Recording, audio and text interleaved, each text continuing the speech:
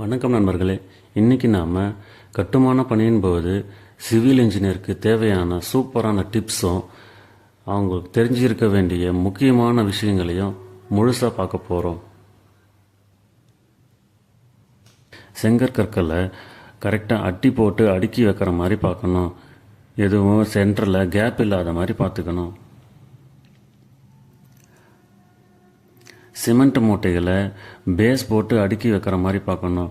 அதனுடைய அடியில் ஈரம் படாத மாதிரி பார்த்துக்கணும்.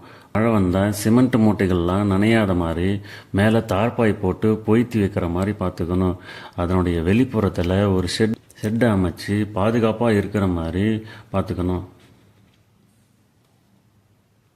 அடுத்ததாக முக்கியமாக பார்க்குறது ஃபஸ்ட்டு கம்மு ஃபஸ்ட்டு அவுட்டுன்றதுக்கு பிரகாரம் எந்த கட்டுமான பொருள் முதல்ல வருதோ அந்த கட்டுமான பொருளை முதல்ல பயன்படுத்தி விட வேண்டும். இதுக்கு ஸ்டோர் கீப்பரை அடிக்கடி நம்ம காண்டாக்ட் பண்ணி அதை சரி செய்யணும். முழு விவரத்தை தெரிஞ்சுக்க கீழே இருக்கிற பட்டனை ப்ரெஸ் பண்ணுங்கள். தேங்க்யூ.